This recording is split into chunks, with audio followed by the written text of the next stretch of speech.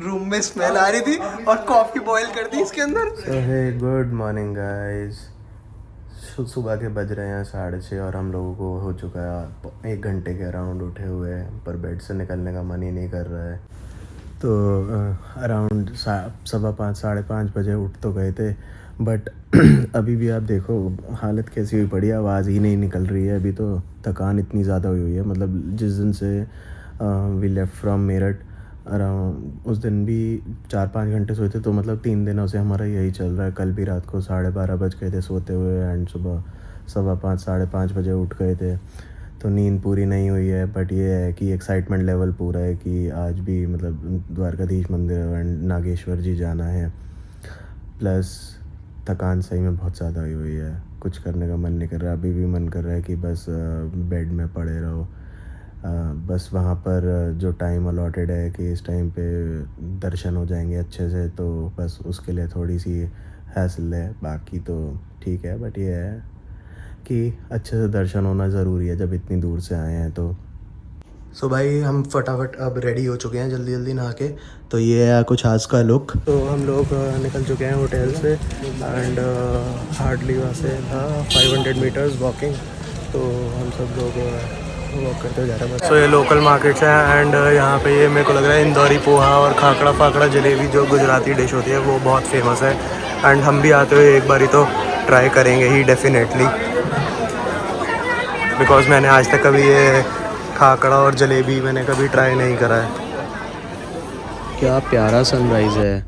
ये सारी भीड़ द्वारकाधीश मंदिर एंटर करने के लिए है एंड लिटरली 6 से 7 घंटे में आज नंबर आ रहा है बिकॉज जन्माष्टमी का दिन है। एंड हम लोगों के दर्शन हो गए हैं। एक जुगाड़ था जिससे बहुत जल्दी दर्शन हो गए एंड बिना भीड़ के हो गए। अभी हम लोग अपना फ़ोन लॉकर में से लेके आ रहे हैं बिकॉज फ़ोन अंदर से अलाउड नहीं है। And Dwarkadhish mandir is one of the 4 dhams in India. So Dwarkadhish mandir and Jagannathpuri are for Bhagwan Krishna, Badrinath Kedarnath and Rameshwaram ji are for Bhagwan Shiv.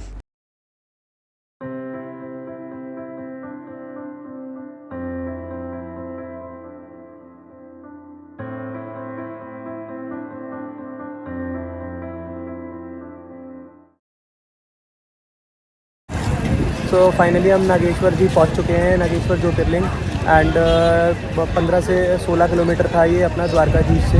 And अब अंदर चलते हैं and very excited to visit the temple and have the blessings of lord Nageshwar.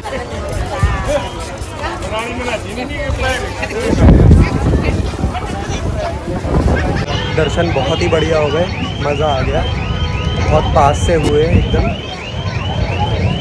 तो सही में भगवान ने बुलाया है तो अच्छी तरीके से तृप्त करके ही भेजा है वापस।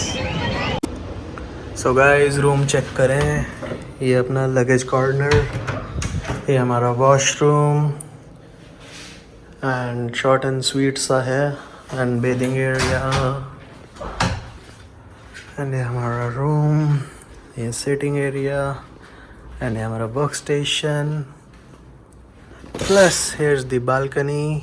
बट इस बालकनी में चाहे कुछ अच्छा हो ना हो, बट अपना द्वारकाधीश टेम्पल अच्छे से दिख रहा है और क्या चाहिए। बाकी सुबह का व्यू बहुत अच्छा था एकदम। यहाँ पे ये वाला जो टेम्पल का है वो है एंट्रेंस गेट, ये पूरा लिट अप था बिकॉज ऑफ जन्माष्टमी, तो it was very beautiful.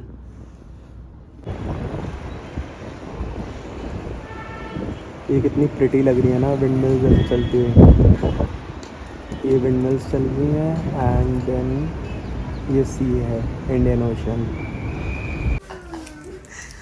Room में स्मेल आ रही थी और कॉफी बॉईल कर दी इसके अंदर। इतनी ज़्यादा बॉईल हो गई कि सारे रूम में आ गई ये तो।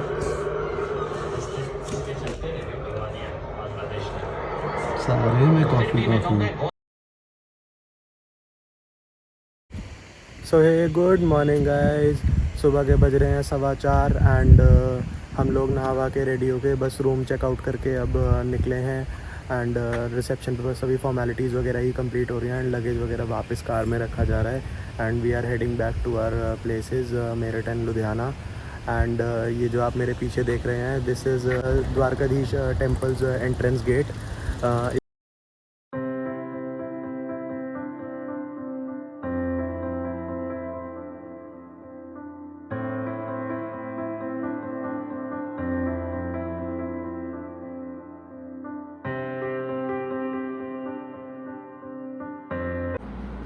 सो हम राजकोट आ गए थे सुबह 9-9:30 अराउंड, बट हमने ब्रेकफास्ट नहीं किया था, प्लस मेरी फ़्लाइट भी रात को लेट थी, तो हमने फिर एक अपार्टमेंट रेंट किया था, सर्विस अपार्टमेंट है बेसिकली। एंड बिकॉज बाकी सब लोगों की फ़्लाइट थी 1 बजे की, तो हम लोगों ने यहाँ पे आके ब्रेकफास्ट वगैरह किया, एंड ब्रेकफास्ट वॉज अच्छा, डिसेंट इनफ। एंड फिर हम उसके बाद बैठ के रूम में आके 2-3 घंटे बैठे रहे, बातें करते रहे। फिर जब वो लोग गए ना, मैं तो ऐसा सोया यार, ऐसा सोया 2.5-3 घंटे के लिए। मेरी आँख खुली 3 बजे के अराउंड, फिर मैंने लंच वगैरह ऑर्डर किया। तो ये अपना खाना आ चुका है, paneer tikka butter masala, veg raita and onion and lachha paratha. अभी रोटी और आ रही है। भैया से बोला था पनीर टिक्का ड्राई स्टार्टर वाला चाहिए, और भैया ये ले आए ग्रेवी वाला। पर चलो कोई नहीं, भूख बहुत तेज़ लग रही है। बस अभी लंच वगैरह करके ही मैं फ्री हुआ था। एंड रूम, अभी आपको अपार्टमेंट दिखाते हैं। सो अपार्टमेंट इज़ लाइक ये इसका लॉबी वाला एरिया है, वो सामने डाइनिंग हो गया, वो सर्विस किचन हो गई। ये इसका सेकंड रूम है जिसका एक्सेस नहीं है मेरे पास। एंड ये इसका मास्टर बेडरूम है। ये इसका छोटा सा क्यूट सा वॉशरूम है, नीट एंड क्लीन है, बस और क्या चाहिए। ये इसका रूम है। फाइनली रेडी हो चुके हैं एयरपोर्ट के लिए। ये है कुछ ऐसा एयरपोर्ट लुक, एंड बस अब निकलते हैं, होटल से चेकआउट करते हैं। लेग रूम तो ये वाली रूम है, बहुत ज़्यादा है, free of cost first time मिली है। थोड़ा सा गुड लक हो गया है आज। ये शाम के 5 बज रहे हैं और हम अपने ट्रिप से कल वापस आ गए थे सुबह। कल मैं पूरा दिन कुछ रिकॉर्ड नहीं कर पाया क्योंकि मैं बहुत ज़्यादा थका हुआ था, एंड लास्ट 24 to 36 आवर्स से मैं ढंग से सोया नहीं था। एंड लास्ट 24 आवर्स तो मैं बिल्कुल ही नहीं सोया। रीज़न बीइंग, जो हमारी फ़्लाइट थी राजकोट से दिल्ली की एयर इंडिया की फ़्लाइट, वो चेक इन करने के बाद, एयरपोर्ट पे चेक इन करने के 1.5 घंटे या 2 घंटे बाद तक मतलब पता चलता है कि वो कैंसिल हो गई है। तो मतलब बिल्कुल ही मतलब शॉकिंग था कि ये क्या हुआ। बाद में जो कि मेरे को पता चला लोगों से बात करके कि ये राजकोट से पहले भी कई बार एयर इंडिया की फ़्लाइट कैंसिल हो चुकी है। देन मैंने एयरपोर्ट से ट्रांसफ़र ली अहमदाबाद की। रात को 9:30-10 बजे हमने अपनी राजकोट एयरपोर्ट से अहमदाबाद एयरपोर्ट के लिए जर्नी शुरू करी, और वो अराउंड 250 किलोमीटर का रन था। और मतलब it was no less than a nightmare. जो हमें कार मिली हुई थी, उसका जो ड्राइवर था, मतलब वो भाई नेक्स्ट लेवल था। उसे मतलब एक तो इनोवा की जो लाइटें थी वो हाई बीम होने के बाद भी मतलब 10 मीटर आगे रोड पे नीचे की तरफ पड़ रही थी, प्लस उसका सस्पेंशन वॉज ख़त्म, बिल्कुल डेड था। कहीं भी रात की रोड्स पे, सबसे बड़ी बात है गुजरात होके गुजरात की रोड्स में लाइट्स ही नहीं, हाईवेज़ पे बिल्कुल भी, इतना घुप अंधेरा जिसका कोई हिसाब नहीं। फिर उसके बाद बीच में बारिश बहुत तेज़ आ गई थी, एंड मैं सबसे आगे वाली सीट पे बैठा हुआ था। मतलब लिटरली मेरे को ड्राइवर की आंखों में देखना पड़ रहा था कि भाई ये सो तो नहीं रहा, क्या चक्कर है। एक तो सामने से हाई बीम पे लोग आते हैं, और वो मतलब उस अपना डिपर भी यूज़ नहीं करते हैं। डिवाइडर के बीच में भी कोई घास वगैरह कुछ नहीं होती, पेड़ वगैरह कि मतलब आगे वाली लाइट आंखों पे ना पड़े। तो उसमें बेचारे ड्राइवर की भी क्या गलती थी कि हाई बीम की लाइटें सीधा उसकी अपना आंखों में पड़ रही थी, प्लस शीशे पे थोड़े स्क्रैचेस थे, तो वो ना लाइट ऐसे लग के एकदम फ्लैश होके उसकी आंखों में लग रही थी, तो प्रोबेबली नहीं दिख रहा था कुछ।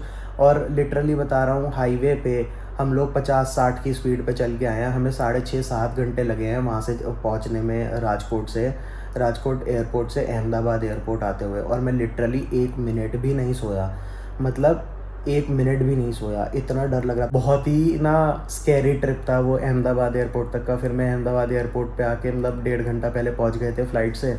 तो फ़्लाइट से 1.5 घंटा जब पहले पहुंच गए, हमने फटाफट डिजी यात्रा का यूज़ करते करते अपना चेक इन करा, जो कि 10 मिनट के अंदर हो गया था।